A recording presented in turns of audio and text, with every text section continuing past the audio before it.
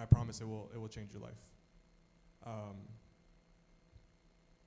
That also makes it easy to pray because then you're not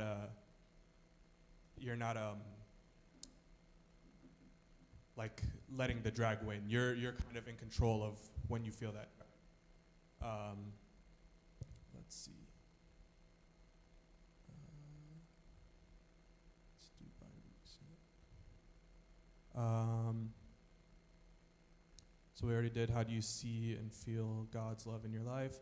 How do we attain the same discipleship that you have attained with Abuna Theo? So my funny answer to this is to start a podcast with a priest. But in all honesty, I got very lucky because when I started going to St. Verena, which is the church that Abuna Theo prays at, it was my first time going to an all-American church. And actually, the reason that we started the podcast was because I was listening to one of Abuna Theo's sermons, and I was so moved by it, and I loved the way that he talked. And I went up to him and I was like, you got to record these and put them online for people. Like, people are missing out that are not listening to what you have to say. And then from there it was, start the podcast and stuff. But I would say a good place to start is probably with your father of confession, because they already know you to a certain extent. And Abuna, part of it is on the priest as well, because Abuna Theo is very good at being available and open to those who want to talk to him. We were just texting actually before I got here about the podcast. So I'm lucky in that I have already kind of established that relationship, but I only moved to Nashville, 3 or 4 years ago? And I've only met with Abuna Theo a few months after I moved there. So it's not something that you have to work on for a really long time. You just have to find someone who is able to guide you in the faith and is willing to open themselves up to be talked to at any time. And from there, you just talk to them as much as you can. And that's kind of, I didn't do anything special when I met Abuna Theo. It was kind of just, he had a need for someone to publicize his, what he was saying, and I was able to do that. So that's how we ended up building this relationship. Next question is, how did you hold on to your trust in God during times when everything seemed to be going wrong? And I think this can tie into a couple other questions that are, how did you not lose faith given everything you went through? And have you ever questioned or wondered why God let you go through all the pain that you did?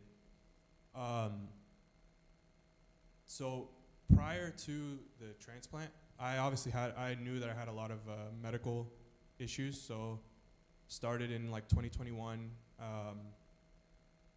and up until the transplant, nothing really inconvenienced my life. It's a couple more doctor's appointments, a couple more lab works that I had to do, and because of that, I was very at peace with anything that they were just words to me, hey, you have this blood clotting disorder. It's okay, don't know what that, what does that have to do with anything? They're oh, you have to just take a blood thinner. It's okay, a pill I have to take every day. And then it was, oh, you have this spot on your liver, we're gonna remove it. Okay, we removed it. Oh, you have cancer. It's oh, okay. Still, at this point, it's just words. Nothing in my life really changed from those things, which gave me this false sense of peace, where it's yeah, I'm okay with everything that's happening, because it hasn't affected my life yet. I would say that did change after transplant because of how hard the transplant was and all the complications that came after. But I will say that during that time, it wasn't about ever fearing of losing faith or anything like that. In fact, I think it strengthened my faith a lot because that's all I had in that time. There was nothing else. At the point where there's nothing else going on, where all you have is prayer and God, and that's really the only thing that can save you, that's what you'll inevitably turn to. That's kind of what I did. I would be lying if I said I wasn't angry ever at that time. I remember I talked with Abuna Theo. He came to visit me when I was in the hospital. And I started to get really angry, and I was this isn't fair. Why did all this happen? but it was more of like I just didn't understand like why these things kept happening. And it wasn't that I was mad at God that they happened. It was just it's like I didn't see a resolution. It's like it seemed like every time something was getting better, it got worse right after. And it's frustrating. Like I think anyone would be frustrated in that situation. But at the end of the day, I still always came back to like praying was the only thing that kept me sane. One of the things I did actually that if I didn't have, I think would have changed a lot of things was I was listening to Tazbeha a lot, like in the hospital. I made myself, Sarah, and my dad all buy SoundCloud, like not the free version, so that I could just keep playing Tazbeha on repeat. But it really, when you hit your lowest, that's when you turn to God the most. And I don't think that means you have to hit a low or be at your lowest to justify why you go to God, but it's a great time to go to him because he's really in control of everything. Like, I for sure should have died when I was in the hospital. There was no, like, doctors told me, everybody told me, they were like, you shouldn't have survived. If actually the main surgeon who did the first transplant, it took so long because of how complicated everything is with my bleeding and everything. That's why the first liver went bad, actually. Like, the one that they put in ended up not working because of how complex my like anatomy was. He didn't want to do another transplant. He said David won't survive another transplant, and then they had to bring in his boss pretty much to be like, okay, he's either going to die from the liver that's in him or he's going to die from us trying to do another transplant. This is the best option. Like, try another transplant. And they did, and that liver ended up taking. But if it wasn't for, he told me, it's a funny story. I don't know how many of you saw the podcast where I mentioned it, but he is actually Indian Orthodox. And he prays at the same church, St. Verena, that's Abu Nathio's church. And they pray like once a month every Saturday or something because they don't have their own church. And his name is Dr. Guirguis, which in their language is George, which is the same as Guirguis. In Arabic is George. Like, all the things that lined up the way they did is definitely not a coincidence. And it was never a fear that I was like, this was gonna cause me to leave the faith, or like, if anything, this just gave me every reason to actually fully dive into it because that's all you had left. So, plus I saw some pretty cool visions and stuff that, like, of saints that were also reassuring. But that could have just been the medicine they were giving me.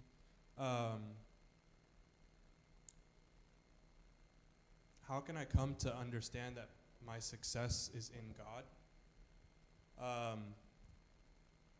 This is an interesting one because I don't think I would call myself successful, so I don't really have a good answer for it. But I can imagine if I was successful, I guess it depends on your definition of success. If we're talking like money, like you made a lot of money, I think a good way to keep yourself grounded and knowing that it's all from God is your tithes.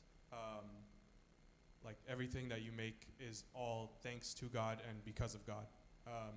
Nothing that we do is on our own, like, power.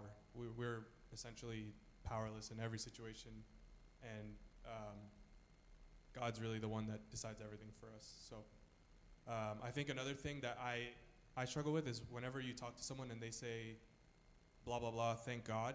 Like, I think a lot of us see it as just something you add on to the back end of a sentence, but if you really, like, break it down and understand the words, like, hey, how's work going? And you say, oh, good, thank God. Like, you're not saying, it's not just something you tack on. Like, work is good, and because of that, I'm thanking God. Because it's thanks to God that work is good. And that should be the case with everything, right? So I think that's a good habit, is that instead of just adding these things on, to mean what you say. And so when you say thank God, like, really think that everything that is going for you, good or bad. Bad usually teaches a lesson, but good is from God. think we got, how do we change? I would love if whoever asked it elaborate a little, because I don't know in what sense are you asking, like what category are we talking about? I don't know. Yeah.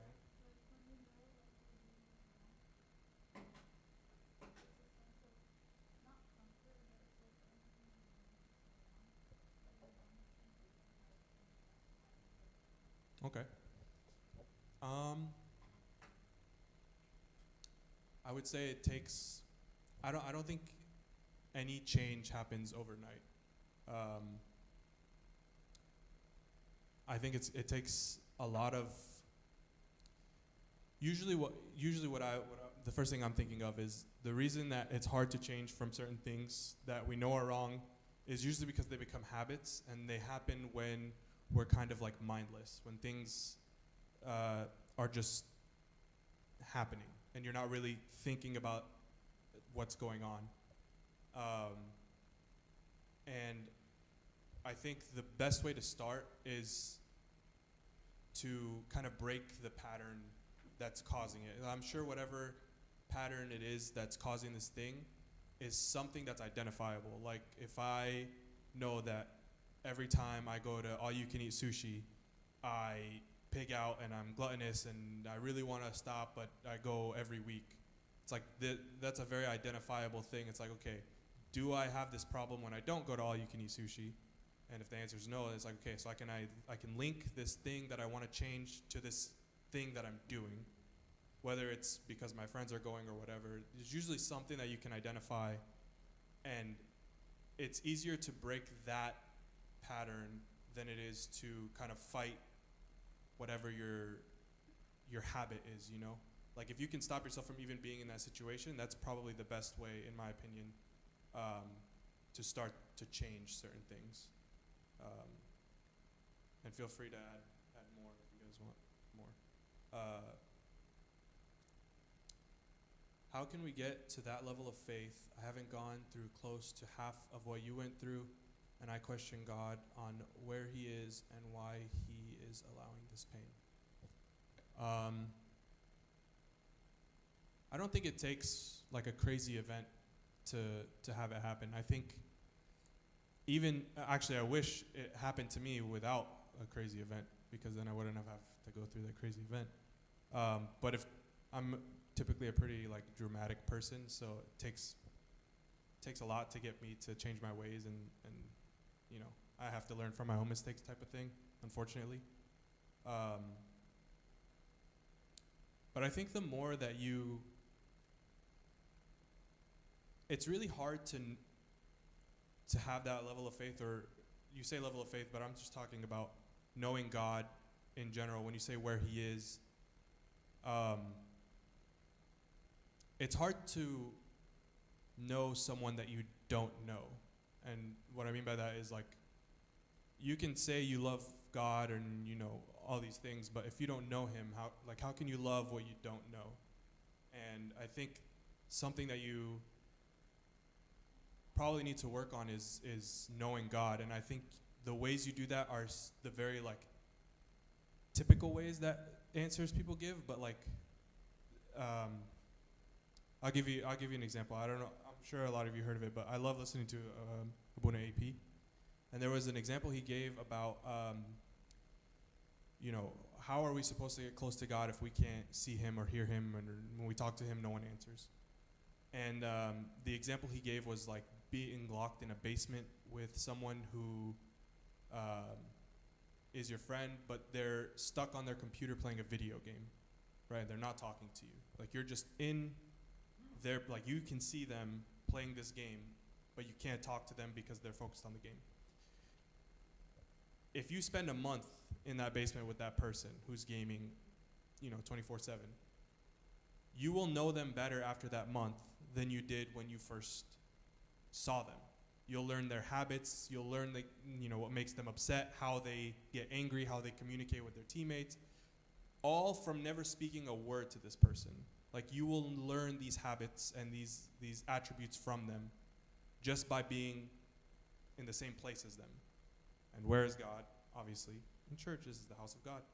So by being in church, by reading the Bible, like going to, Bible study and going to all your Sunday school classes, like these are all things that just the presence of being there will help you know who God is. Even if he's not directly speaking to you, or you might ask and pray for certain things that you don't see happening, just being in his presence is enough to learn more about him than you knew previously.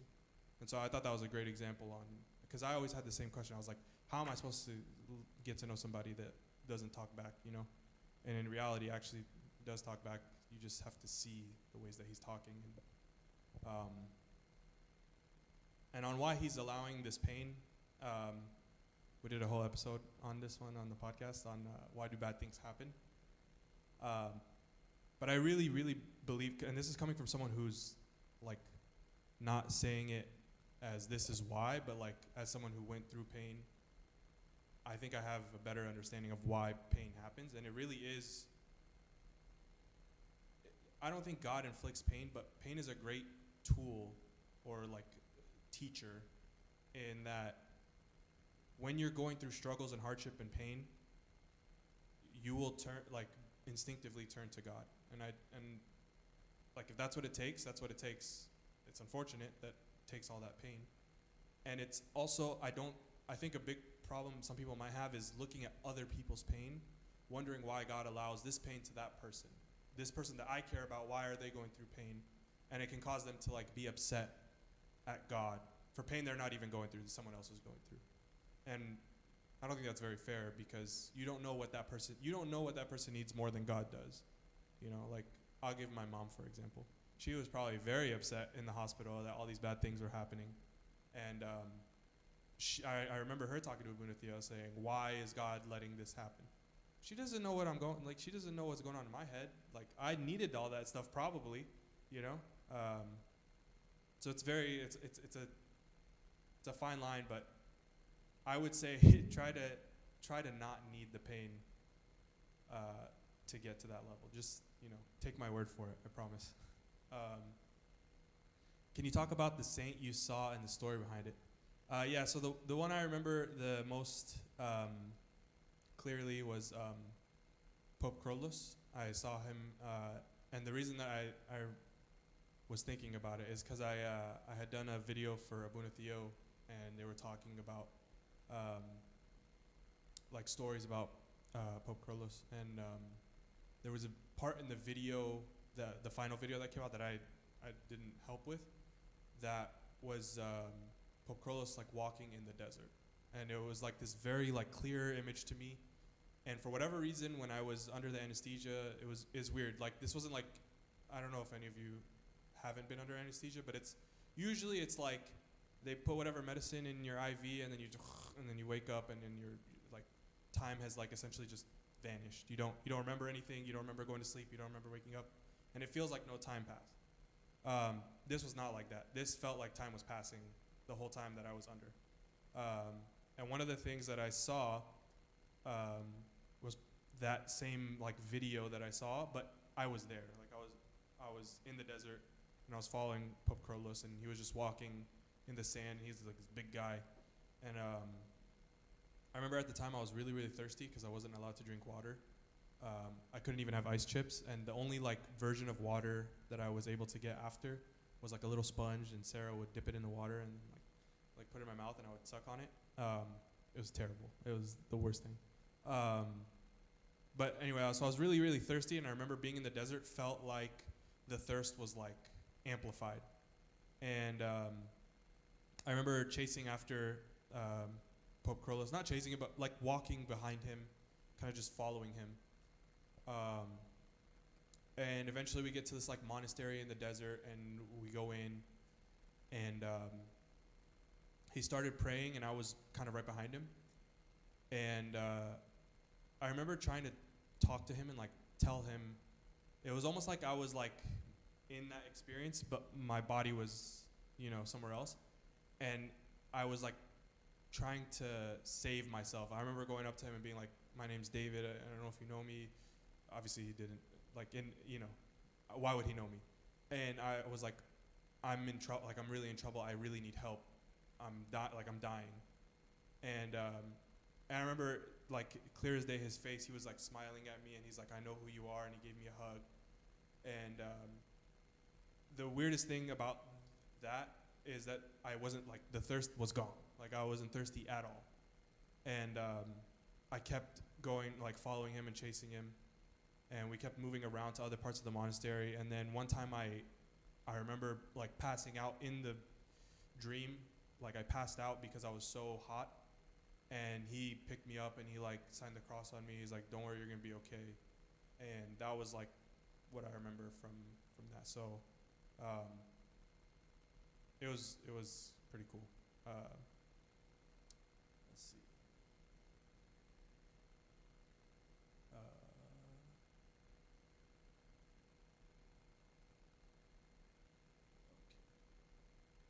Uh, I'm in church, I pray, I'm a servant, but I can't stop this specific sin.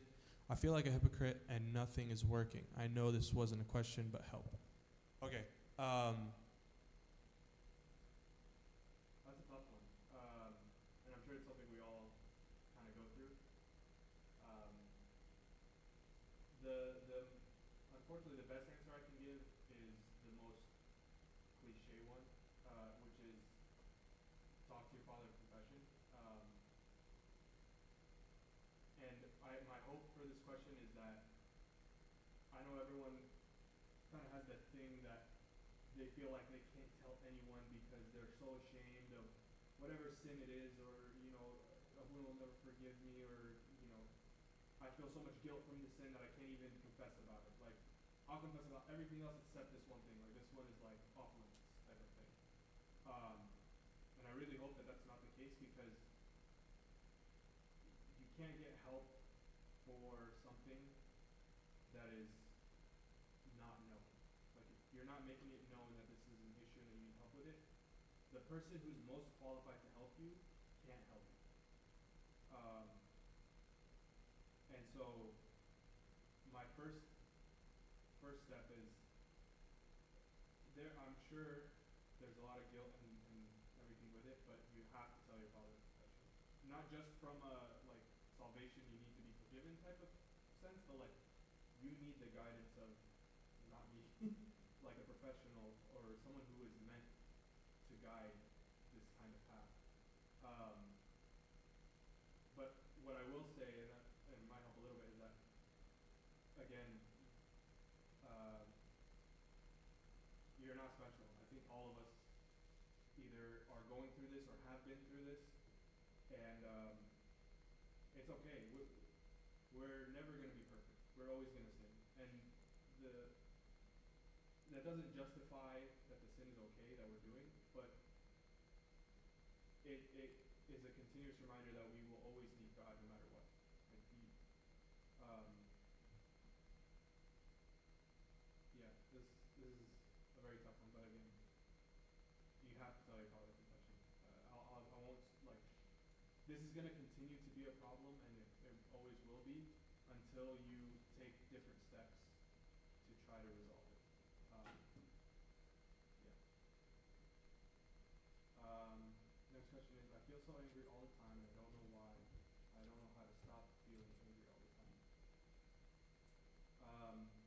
This, I will tie it back to the Jesus prayer. Um, One of the great, it was either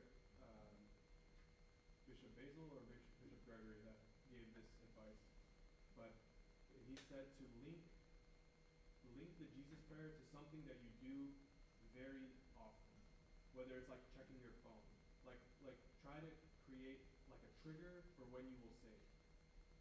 One example was anytime you enter like a doorway, like anytime you enter a different room, like through a door, you see the door and you just say the Jesus prayer, and then you enter a different door, you say it again. Like start building something, some sort of trigger that you know you do multiple times a day that will remind you to say the Jesus prayer. And for this specific person, it could be like the second I start to feel angry, say the Jesus prayer. And I can see why if that's not going to work, then link it to something else that happens as frequently as you get angry. Because I know when I'm angry, the last thing I want to do is sit there and pray. And if someone told me like, "Hey, you should just pray," I'd be more angry at them. So link it to something like if I'm angry and I check my phone, like, oh, Jesus prayer, you know. And this is just a good way to be more conscious of what you're doing. And it's when you're praying and like in constant prayer, it's a lot harder to be angry. It might not happen all at once. You'll still feel angry, but the anger will start to be replaced with prayer, and it will start to go down a little bit, in my opinion. That's the best way to kind of fight against that. Because anger's a tough one. Anger is it's one of those things that's like it feeds itself almost. Like the more angry you are, the more you want to act on it, and that's kind of how it's like a snowball of just you have to find something to break it. And if it's I can't think of anything better than prayer to kind of be that distraction from anger. Also, probably sit down with yourself and try and figure out why you're so angry. I mean, I find it hard to believe that you're just angry at nothing. There's probably something happening that's causing anger. And if you can identify what it is, then that's a step closer you can get to resolving it. Yeah. I think, any other questions? There's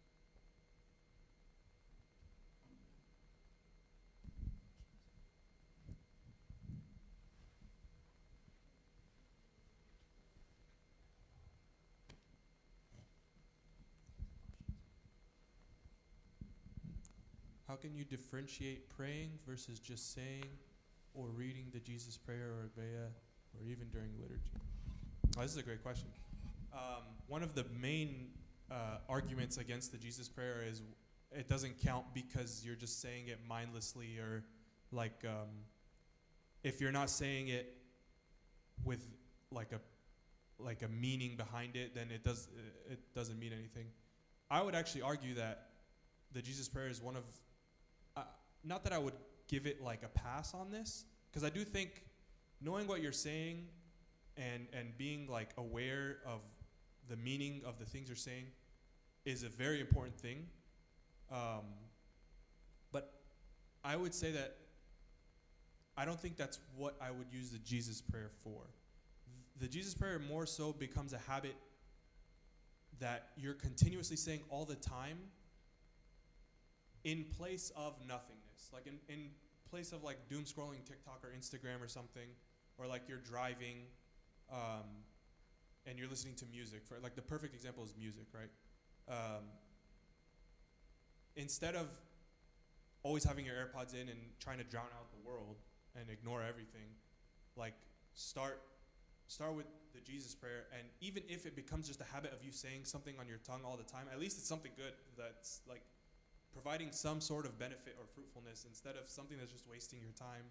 And it could be even damaging you, like music and bad words and all these things, I'm not going to try and sound like a hypocrite. I listen to music, but if I had a choice and I was perfect, I would always be just trying to say the Jesus prayer, but I am flawed, so I also listen to music.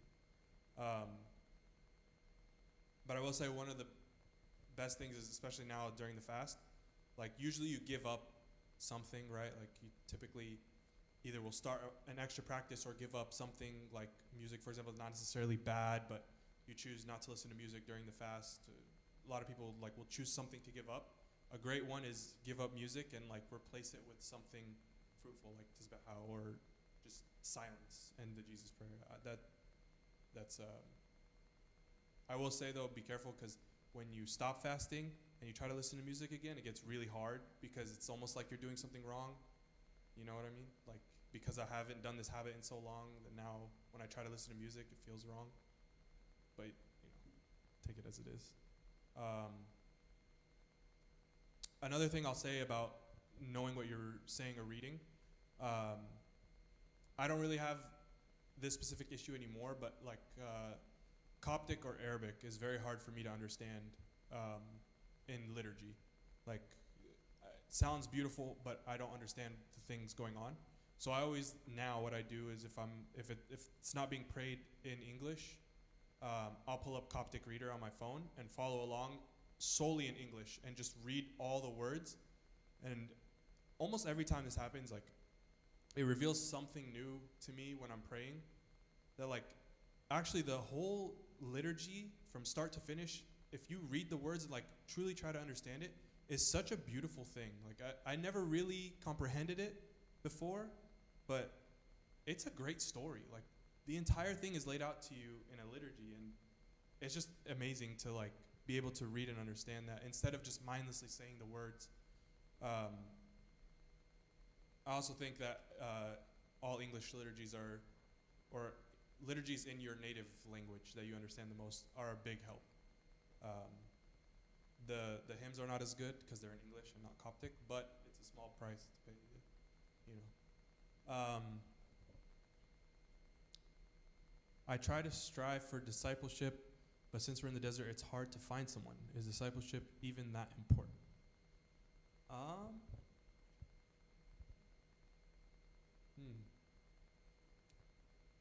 I think it is important, but I think we have enough tools to where I'm gonna be honest. I don't have a very good or clear answer on this, but I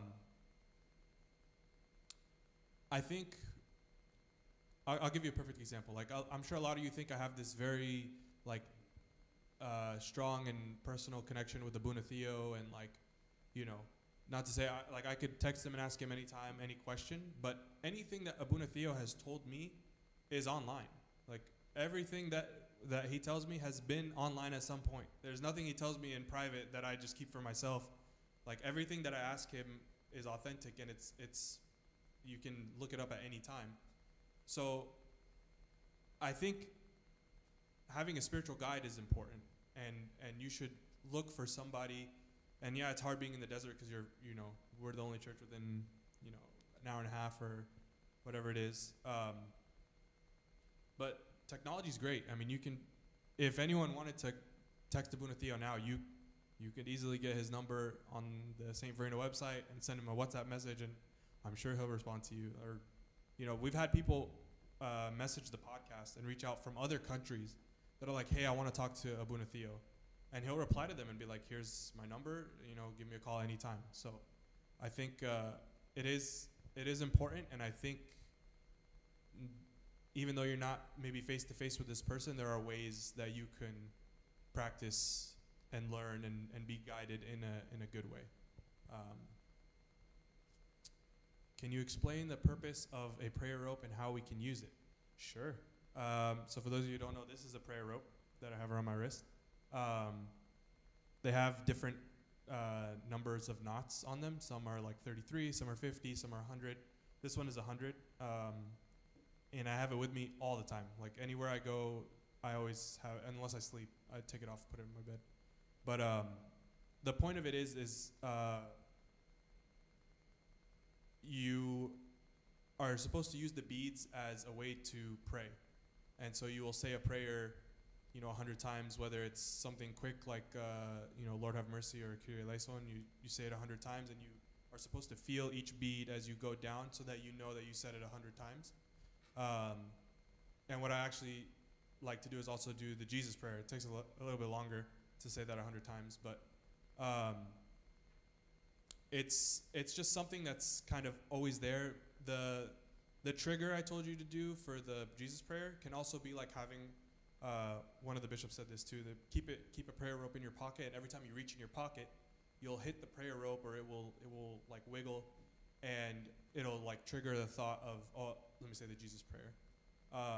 They're definitely not necessary, like that you don't need one to pray, but I find that it's a good reminder sometimes when I'm just bored, if on my flight, like I have nothing to do because I ran out of podcasts to listen to, I'll just sit there and like pray the same thing 100 times. This was actually given to me by Michael Sammy. I don't know if you know. Shout out Michael. But I've had it for like 3 years now, and I love it. You can usually get it on Amazon or something. It's not that great. Veronica has one too. But yeah. How do you identify that anger when you're scared to sit with your thoughts? I think if you're scared to sit with your thoughts,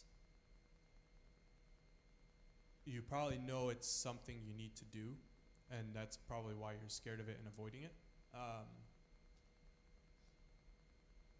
But I think when you do it and you really, when you sit with yourself and nothing else is going on, that's when you really can sit and think to yourself.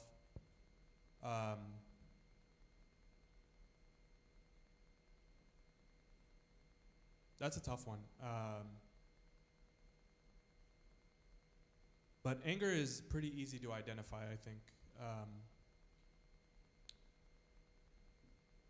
I think sometimes anger can come out as a way to kind of deflect or distract us from something we're supposed to do. Like if someone says something to me that I know I need to work on, instead of listening to them and taking it in and being like, okay, yeah, I should probably work on this, and I know I need to work on this, my like alternative to that is to get angry with them and be like, how dare you, assume I need this thing, or try to give me advice on something that you know you need, but you get angry to kind of deflect the situation, because it's a lot easier to be angry than it is to deal with your problems. But anger is a very dangerous emotion in that how you act on it is usually not in the best way. I can't think of a situation where I was angry and I acted on it and then something good came out of it. Usually when I'm angry, I'm not thinking rationally, and I tend to,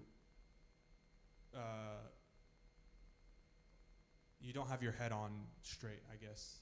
The best scenario is when I get cut off in traffic. I have really bad road rage, and it's something I really need to work on, and I know that. But what I will say is it's a lot easier when there's other people in the car, because then whatever you do affects other people. And also Sarah is very quick to yell at me to calm down when I'm angry. But yeah, I think sitting with your thoughts it sounds like something that you need to do, and once you do it, I think it won't be as bad as you think it is. Next question is, I have an intercessor, now what do I do with him?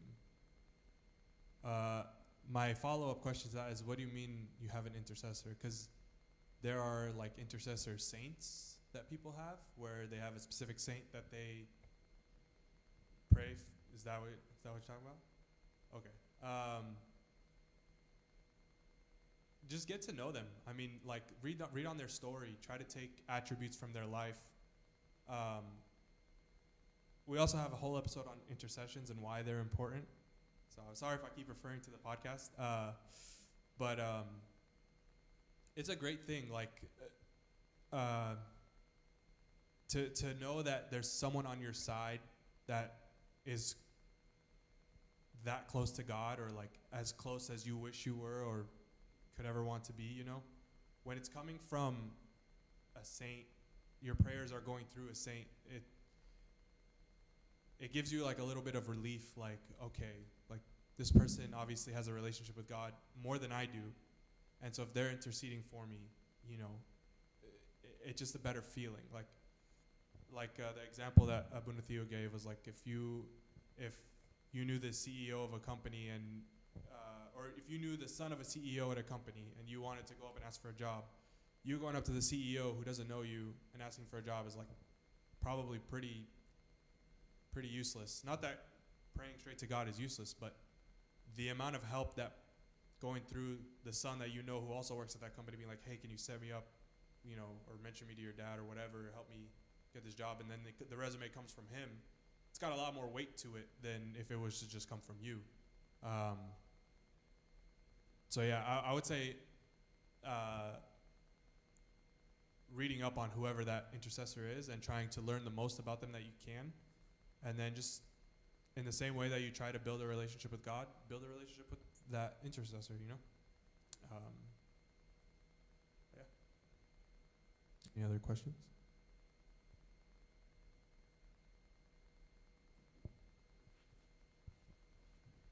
You guys guys don't want to talk about college and what not to do. Just kidding.